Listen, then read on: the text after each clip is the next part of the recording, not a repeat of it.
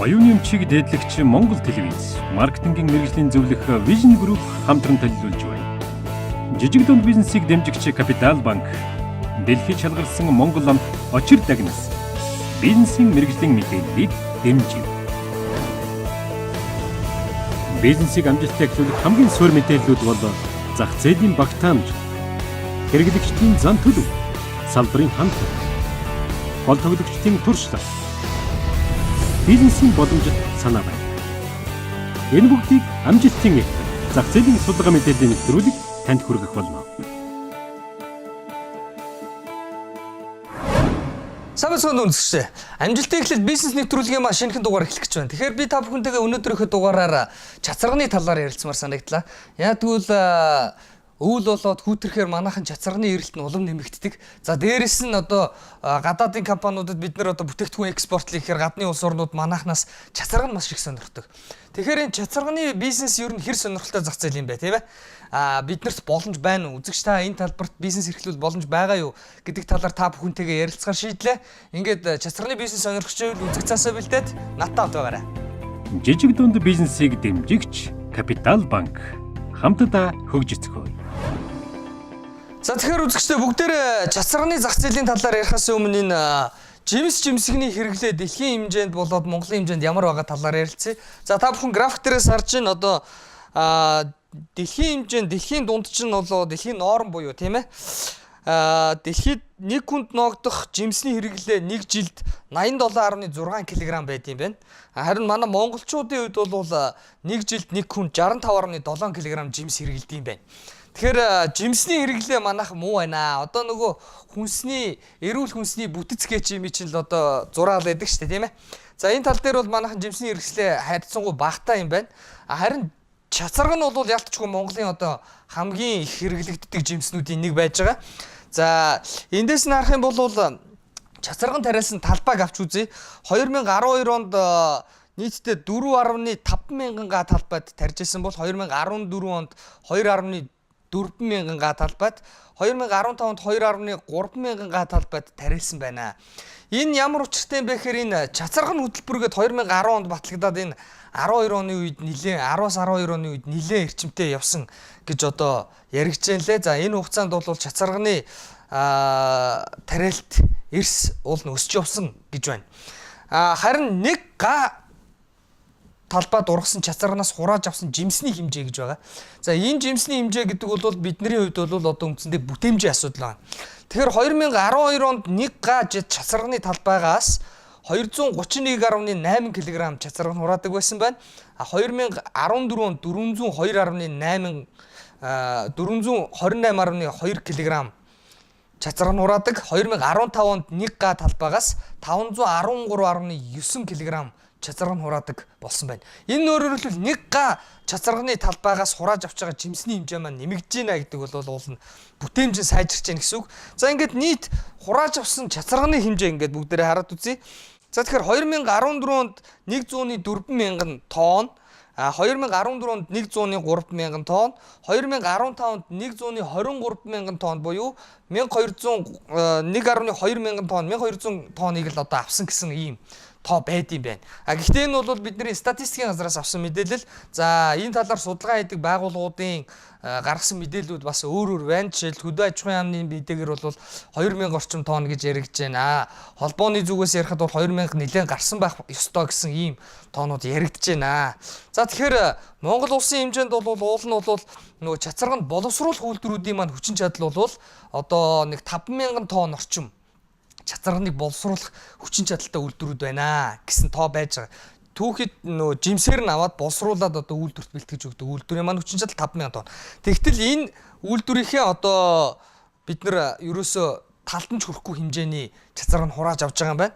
За хурааж авсан чацарганы үндсэндээ 60% нь үйлдвэрт очиж боловсруулагддаг бол 40% нь ахуй хэрэглээ болон шууд жимсээрээ худалдаанд явагддаг гэсэн ийм тоо байна. За ингээд хөөгд үзэх юм бол манай үйлдвэрүүдийн хэрэгцээг хангах хэмжээний чацарга нь бол үнэнхээр Монголд байхгүй байна. За өөрөөр хэлбэл чацарганы боловсруулах үйлдвэр нь байна. За чацарганаар маш олон үйлдвэрүүд одоо чацарганы жүүс, өтөрөөшин шүүс, чацарганы ундаа гэд хийж байгаа. Тэгэхээр энэ бүх хэрэгцээг хангахад үндсэндээ манайх чацарганыхаа хэрэгцээг бол дийлэнхийн импортоор хангадаг гэдгийг та бүхэн одоо мэдж авлаа. Тэгэхээр зах зээлийн багтаамжийн хэсэг маань энэ түрээд өндөрлөж байна. Ямар ч гэсэн биднэрт чацарганыг боловсруулад хэрэглэхэд дотоодын хэрэгцээ маань маш их байна. Экспортод маш их эрэлттэй байна. Ийм байж тал биднэрт тариалсан чацарган гэж юм алга барагших уу? Ихэнх нь импортоор хангагдаж байгаа гэдгийг та бүхэн харлаа. Дэлхийд шалгарсан Монгол амт очир дагнас. Таны бизнес одтой байг. За үүслээ тэгэхээр бүгдээрээ чацарганы зах зээлийн талаар судалж байна. Энэ салбар маань өөрөө жимсийг тариалах, хураах, боловсруулах, үйлдвэрлэх гээд маш олон ийм томоохон салбаруудыг хамарсан нэлээд том ийм салбар байдаг. Тэгэхээр энэ салбарын талаар та бүхэнд мэдлэг мэдээлэл өгөөч гэж би Монголын жимс жимсгний үндэсний холбооны тэргүүн Насан Жаргалгааг урьж оролцуулж байна. Сайн байна уу та? За сайн байна. За баярлалаа. За тэгэхээр Насан Жаргалгаа тэгэхээр энэ чацарганы салбарыг ингээд ажиглаад ахаар зэрэг ерөнхийдөө манай энэ хэрэглэгчд маань өөрсдөө аяг чацарганы шүүс уудаг янз бүрийн чацарганы салбарын хэрэглэгчийн талын эрэлтний их сайхан нэмэгдчихсэн ийм байгаад идэг.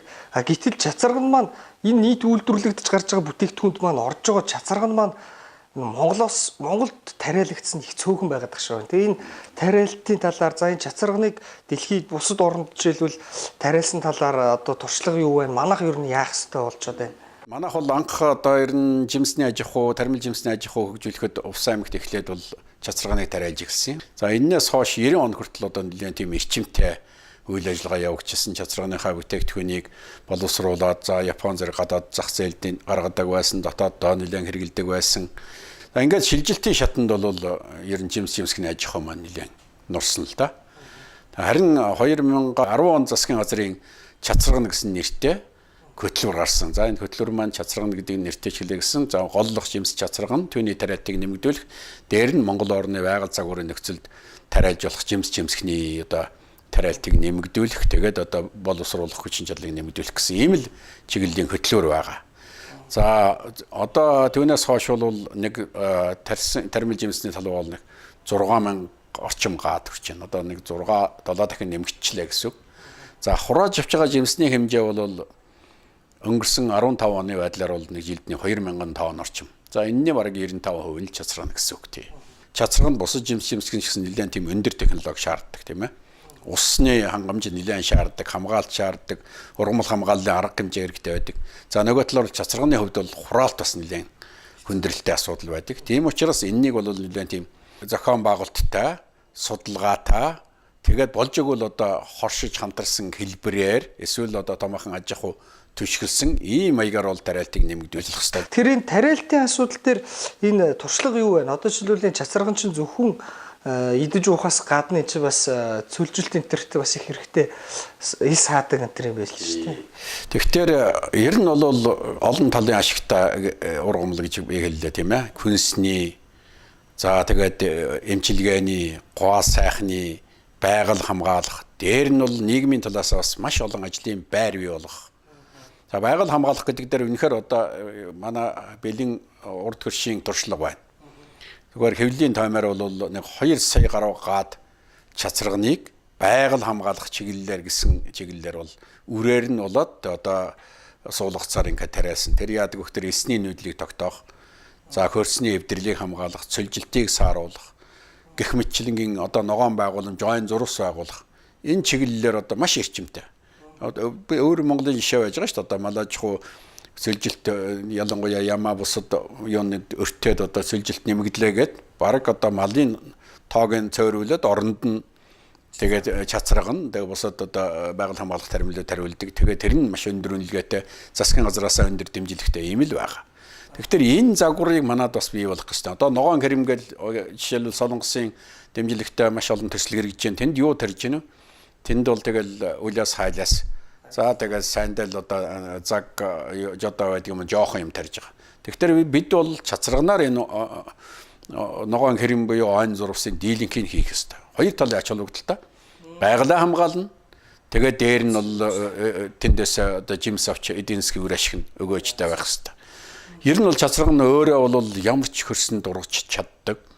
Тэгээд өөрөө ургасныхаа дараагаар бол хөрсөө бол азоцоор баяжуулдаг. Хөрсийг сайжруулдаг гэсэн үг. Тэгээд дээр нь өөрийнхөө үндэснээс шижим ургаад ширэн болж өгдөг. Тэгэхээр одоо хөрсийг торлж бэхэлдэг ирээсээ ийм өөрөө ийм гайхалтай одоо ургамал л та. За ингээд манай үзэгчдэд чацарганы талаар маш сонирхолтой мэдээлэлүүд өгсөн насан жаргал тэргүүн танд их баярлалаа. За та бүхний ажилд амжилт хүсье.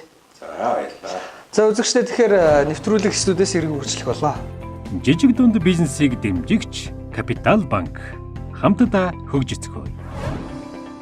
За үзэгчдэд тэгэхээр бүгдээрээ холбооны тэргүүн насан жаргалгаатай ярилцлаа. За тэгэхээр манайх одоо энэ чацарганы тариалт үнэхээр игээсээ дутуу байдаг. За үндснийхээ экспортонд гарах битэл үндснийхээ хэрэгцээг чангаж чадахгүй байна гэсэн ийм байдалтай байдсан байна. За тэгэхээр одоо бүгдээрээ чацарганы хэрэглээний зах зээлийн талаар ярив. Өөрөлдвөл хэрэглэгчд маань ер нь яаж хэрэглэдэг юм бэ гэсэн талаас нь. За тэгэхээр чацарганыг та ямар зорилгоор хэрэглэдэг вэ гэдэг эхний асуулт байна. 33% нь ханиад томоноос сэргийлэх гэж авдаг. 31% нь дархлаагаа сайжруулах гэж авдаг. 16% нь дуртай болохоор авдаг. 9% нь ядаргаагаа тайлах гэж авдаг. 7% нь хоол уусруулах үйл ажиллагаагаа сайжруулах гэж авдаг гэж хариулсан байна. Та ямар хэлбэрээр авч хэрэглэдэг вэ гэдэг асуулт байна. 32% нь чацарганыг жимсээр нь аваад буцалгаж хэрэглэдэг. 24% нь өтгөрүүлсэн чихэртэй жүүсийг нь авч найруулж уудаг. 22% нь өтгөрүүлсэн чихэргүй жүүс авч агаад найруулж уудаг. За 22% нь шууд нөгөө чацарганы ундаа хэлбэрээр нь аваад уудаг. Ийм хэлбэрээр ашигладаг юм байна. За чацарганы худалдаа авалтанд тавигддаг шалгуур юу байна вэ? Найрлага буюу одоо тэр бүтээгдэхүүн дотор орсон одоо чацарганаас гадна тэр нийт найрлагыг нь бас их сонирхдаг юм байна. 24%. За 21% нь савлгаа болон брэнд нэр нь их чухал. Ямар компани үйлдвэрлэсэн бэ гэдэг нь. За 20% нь амт, 15% нь хэлбэр, бяцраагүй байдал одоо энэ түүх чацарганы асуудал ярьж байна. 13% нь үн, 7% нь усан дуусах чанар гэсэн ийм шалгууруудыг тавьдаг байх нь. Харин та бүхний дунд одоо хамгийн сайн гэж боддог брэнд нэр болон бүтээгдэхүүний нэрээ хэлээч гэхэд 21% нь био чацарган, 20% нь хувь хүнээс авах нь хамаагүй дээрөөд гэж байна. 18% нь шар доктор, 11% нь 100% чацарганы шүүс, 11% нь гоё чацарган, 9% нь бусад гэсэн ийм байдлаар хариулсан байна. Өөрөлдвөл зах зээл тэргүүлэгч брэндүүд маань одоо энд гарч ирсэн байна гэсэн үг. Чацарганы талаар мэдээллийн их усүрч нь юу вэ? Хаанаас мэдээлэл авдаг вэ гэхээр 26% нь телевизийн рекламнаас авдаг гэж байна. 15% нь дэлгүүр супермаркетад явж байгаад авдаг. За 14% найз нөхөд гэр бүлийн гишүүдийн амд амцаараа, 10% нь интернет, фейсбુક, 26% нь хаанаас ч энэ талаар мэдээлэл нэх авдаггүй.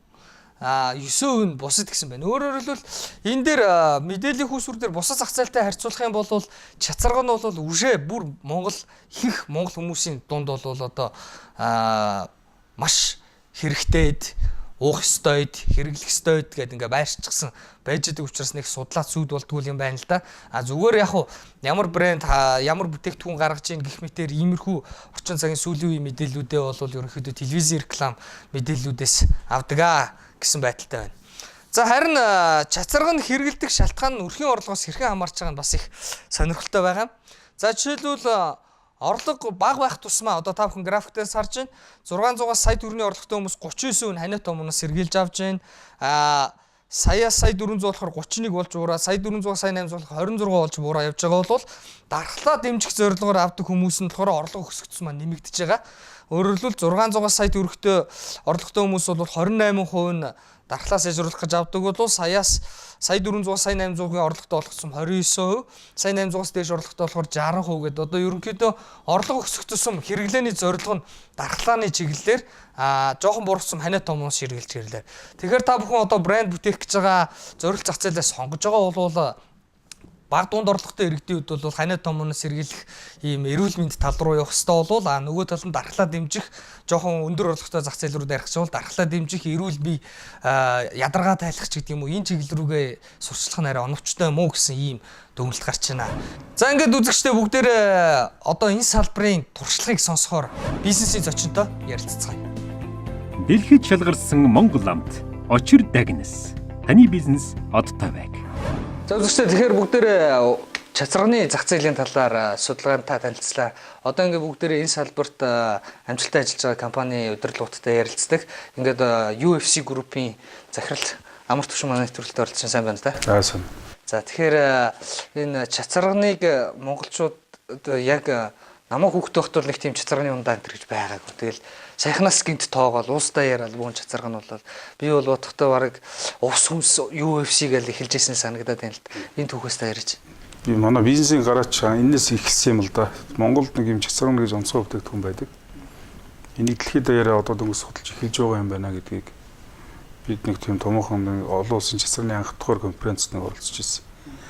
Тэр үеэр ерөөхдөө энэ зах зээлийн хандлагыг хараад тэгээ 2006 онд анх тариалтыг эхлүүлсэн.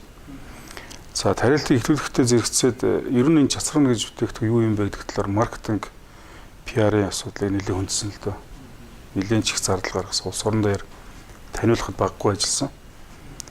За үнийн үр дүнг өнөөдөр би юу гэж харж байгаа гэхээр маш олон аж ахуй нэгж хувь хүмүүс чацарганд тариалж байна. Дээрээс нь маш олон компани боловсруулж үйлдвэрлэж одоо бүтээгдэхүүн үйлдвэрлэж байна. За төрөх засаг тийм өнөөдрийг хүртэл нэлээд олон жил чацарганд тариалтыг дэмжиж ажиллаж ирлээ.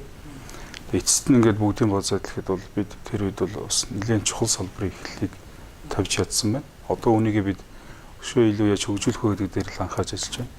Тэгэхээр энэ түүхийдээ асуудал байна л да. Ингээд мэдээллийг судлаад ахаар Монголд асар хэмжээний чацарганы дөрвөлсөн шүү, сундаанууд үйлдвэрлэгдээд байгаа мөртлөө тэрний дэний тариалт байхгүй л харагдаад байгаа юм. Тэгэхээр одоо нууцш бол одоо UFC-ийн болоод бусад ерөн зах зээл дээр байгаа бүтээгдэхүүнүүдийн түүхий үед ер нь ямар бүтцтэй байгаад байна? Ямар технологиудаар хийгдэ? Тэгэхээр миний саяны хэлснээр бид энэ тариалтыг одоо хөгжүүлээд 10 жил болж байна гэсэн үг. Энэ бол богино хугацаа. За социализмын үед бол бид нэг 500 га хүртэл хөгжүүлэх гэж оролдоод тэгээд 90 онд энэ болгон бүгд байхгүй болсон. За өнөөдөр дэлхийд даяар хамгийн их түүхийд одоо тариалт хаана байна вэ гэхээр Хятадд байна, Оросд байна, Индхэд байна. За Европ руу одоо баг зэрэг байна. Саяхан бид нэр чацарганы холбооныхон Герман яваад ирсэн. Тэнд үйлдвэрлэл тариалалт процесс ямар явж байгааг харлаа. 10 жилийн өмнө алюминий толгой байсан бол өнөөдөр тэрийг чацарганаар солиод ингээд Европт хоёр чацарган одоо тариалалт үйлдвэрлэл нэлээд нэмэгдэж байгаа юм билээ. За Монголд бас хангалттай байж чадахгүй байна. Бид анх 100 гааг тарьж байсан. За түүнтэй зэрэгцээд хэдэн аж ахуй нэгжүүд тарьсан, хувь хүмүүс тарьсан. Гэсэн хэдий ч энэ өнөөдөр хангалттай үйлдвэрлэлийн хэмжээний түүхийд болж чадахгүй байна л да. Жишээлбэл өнөөдөр Монгол орон даяар таригдж байгаа нийт чацарганыг ингээд тооцоод үзвэл бид нэг 2 сар орчим дотор борлуулчих واخ. Тэгэхээр бид энэ үлдэж байгаа түүхийд яаж одоо нөхөх ёстой вэ гэдэг асуудал гарч ирж байгаа юм л да. Манай компанийн хувьд энийг одоо Алтай хязгаар буюу одоо Алтай саяны нуруу орчимд ороод чацарганыг бас авах замаар энэ бүсэд одоо орон зайгаа нөхдөг. Гэхдээ энэ бол одоо бүтээгдэхүүн нь яг цэвэр байгалийн гаралтай. Одоо жимсийг нь шууд шахсан, шууд жүсийг л бид шууд ашиглаж байгаа юм л да. Алтай саяны нуруу гэдэг нь ерөөсө чацарганы гол том район л да өөрөө. Тэгээд энэ галын мэдээ үцгэрсэн зэрэг ятас сироп их орж ирсэн байгаа харагдах юм байна шүү. Тэрийг одоо мэдэхгүй үйлдвэрлэлтэй зах зээл дээр маш олон компани ажиллаж байгааг би тэр хэлсэн. Тэгээд би энэ болгоно л одоо нэгэн түүхийн эдийн нөөц баг учраас өөрсдийнхөө одоо юг одоо ямар нэгэн тийм их усрыг л ашигладаг байх л та. Тэгэхээр ер нь ингээд анзаараад байвал энэ чацарга нь одоо ер нь манайх монголчуудын нүдээр одоо Монголын бахархал гэж харагдаад байгаа шүү дээ. Дэлхийд ямар хөө байдалтай. Энийг бидний хийсэн одоо маркетинг PR-ийн үндсэн дээр бид ийм ойлголтыг бол өгч чадсан. Энэ бол зөв зүйтэл. Энэ бол экспортын нэг чухал бүтээгдэхүүн мөн үү? Дэлхийд даяараач одоо дорндоос гаралтай гэж ярьдаг. Одоо шинэ Европ, Германчууд бол ялангуяа ингээд цэцэрнийхээ бүтээгдэхүүн танилцуулгын ихэнд бол энийг заавал дурддаг. Энэ бол алс дорндоос ирсэн юм аа. Ихтэй одоо ингээд салхиар гэдэг ч юм уу ямар нэгэн байгалийн одоо шуугаар ялангуяа тэр дундаа өрн дамжиж энд ургасан юм аа гэж ярьдаг. За түүхэндээ бол монголчууд үйл хүүтэнд одоо чацарганаар тийм чацарганы навч одоо модорн мөрмөлөд хижээж тэнхрүүлж тэр энэ дайнд явдаг гэсэн юм сурвалжууд байдаг. Тэрээс яг гарал үүсэл одоо их сурвалж нь бол Монголын өргөд мозон төтөг мөн юм. Өнөөдөр энийг бид яагаад энийг чухал юм бэ гэдэг. Угаасаа сүүлийн судалгаанууд эрдэмтдийн маш олон ажлууд би 200-аад биологийн идэвхтэй элементийг агуулсан юм жимсэлтэй нөөрэ. Эндээс бид зөвхөн өнөөдөр одоо шууд ууж хэрэглэж байна тийм ээ. Гэтэл гоос гахны залуужуулах за тэгэл одоо эрүүл мэндийн тийм ээ хортовдрын эсрэг гэх мэт маш олон эмчилгээнд хэрэглэж байгаа. Тэр хүртэл нь бол боловсруулахад бид түүхийд дахиад л хангалттай. Тэгэхээр ерөөсө бидний баян хилдэг ярддаг нэг зүйл бол чацарганыг бүх нийтээрээ тариалах хэрэгтэй маа. Ингээд хүн болгон, иргэн болгон тариалаад эхэлчих юм бол боловсруулах үйлдвэр бол бидэнд бол хангалттай хүчин чадал нөөц болцсон бий. Тэгэхээр UFC Group жишээлбэл одоо чацарган тариалагч хичнээн хүмүүсээс одоо чацарган авдгийн дотоодын жишээлбэл тий. Энэ жил ихэд Булган аймагт гэтэл одоо миний одоо уулзснаар 14-5 тариалагч уулзж байна. Тэгэхээр аймаг болгон гэж бодох юм бол ингээд 4-500-аад одоо хүн айл өрх одоо тарьсан байна. Уус бол хамгийн их тарьсан байгаа.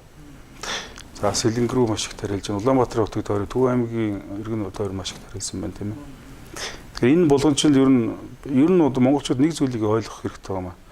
Value chain гэж ойлгоод байдаг л да. Би жишээлх юм бол чацарган тариалахаас ихсүүлээд борлуулах хүртэх бүх ажлаа би өөрөө хариуцнаг бол энэ өөрөө энд утгагүй болчих юм л да.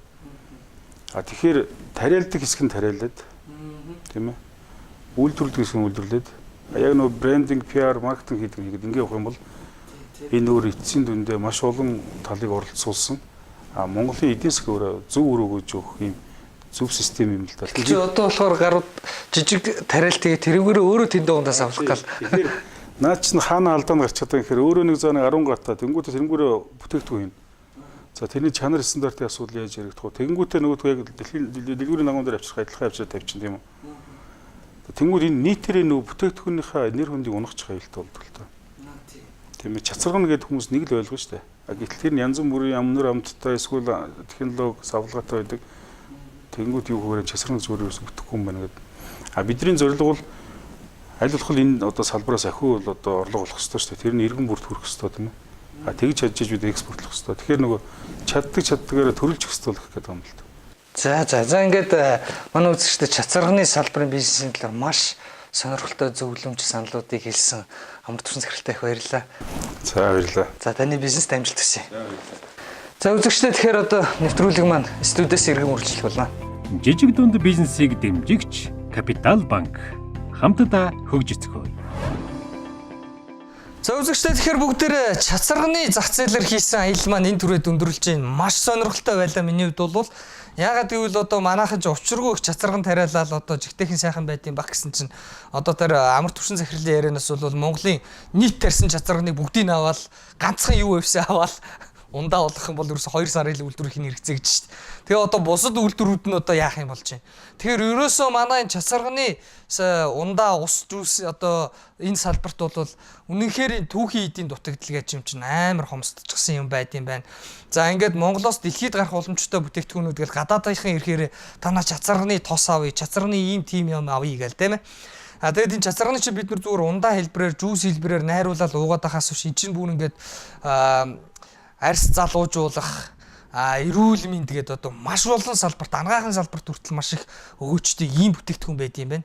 За дээр нь одоо ялангуяа тэр хятадын туршлагыг сонсоод маш их бахархлаа. Одоо ингээд манайх ингээд цөлжилт их болоод байна. Ялангуяа бид нар ноолуур Монголын ирээд үгдсэн чинь байхгүй ингээд баахан ямаатай болцсон. Хамаг ямаанууд маань бүүн цөл болгож байгаа.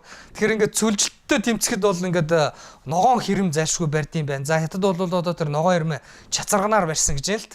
Тэгэд чацарганаар ногоон хэрэм байгуулснаар одоо цөлжилтийг зогсохгүй эдийн засгийн маш их өргөөчтэй ийм шийдэл болж чаддаг байх нь байна. За яг хөө ингээд чацарганыг тариалчаад хурааж авах гэдэг нь бол одоо өнөө хүртэл дэлхийд даяар бас их асуудалтай байд юм байна. Ер нь бол яг Герман, Хятад гэдэг иймэрхүү чацарганы салбар дээр нэлээд эрчимтэй ажиллаж байгаа улс орнуудын туршлагыг харахад бол хайчилж байгаа дараа нь гүн хөлдөөгөөд тэгээс ихсэрч ингэж хурааж авдаг ийм технологи байдаг л гэж байна. Гэхдээ энэ болохоор нөгөө тарьсан модоо 2 жилдээ ашиглах боломжгүй болгодог энэ төр жоохон асуудалтай юм байна л. За ингээд ерөнхийдөө энэ чацарганы зах зээл дээр ямар боломж байгааг миний бие олж харваа гэхээр үзэгч та бүхэн чацарган тариач ээ. Чацарган тариалвал одоо эн чинь үйлдвэрүүд маань авахд өчнөө юмнууд байна. За яг хөө тэр насан жаргалгын ярианаас бол энэ үйлдвэрүүд маань тариалсан хүмүүсээс чацарган авахд эргэлтийн өрнгийн энэ төр асуудал байдаг гэж байна. За ингээд ногоон хэрэмний асуудал энэ чацарганыг тариалаад хурааж авсныг ингээд үйлдвэрт худалдаж авах дээр нь тэргээд төрийн дэмжлэг бас их хэрэгтэй байдаг юм байна. За ер нь бол иргэд бол чацарганыг бас ингээд нэг ганцхан гад ч юм уу 2 3хан гад тарьчаад тэрнгөөрөө өөрөө жүүс үйлдвэрлэнэ гэж жүүсний шугам оруулж ирээл ингээд нэг юм жижигхэн бүх юма хийдэг юм л хийх гээл үзээд байхаа одоо болох хэрэгтэй болсон юм байна. Салбараар нь харах юм бол энэ чацарган чинь маш том ирээдүйтэй одоо ийм том салбар юм байна. Германд гэхэд одоо нөгөө алюминий талбаануудаа буулгаад оронд нь чацарган тарьж эхэлж гин гэж байна. Тэгэхээр энэ чацарган нь бол зөвхөн жимс байгаад зогсохгүй, ундаанд ашиглагдаад зогсохгүй, эрүүл мэнд анагаахын салбарт маш их ашиглагдах учраас дэлхийд цаашдаа ч ирээдүйтэй байх юм байна. За Монгол шиг юм өргөн удам нутагта ялангуяа урдуура маш их цөлжилтийн аюулд учраад байгаа манайх шиг оронд бол одоо үнэхээр энэ чацарганыг бол тариалаад хүмүүсийн аж амжиргаанч нэмэр болж байна, байгалаач хамгаалж болж байна, экспортооч нэмэгдүүлж болж байна. Ингээд үзэгч та бүхэнд чацарганы зах зээлийн судалгаа сонирхолтой байсан байх гэж найдаж байна. За ингээд та энэ салбарт орж чацарган тариалахыг хүсвэл одоо Капитал банк таныг ивент итгэх болно.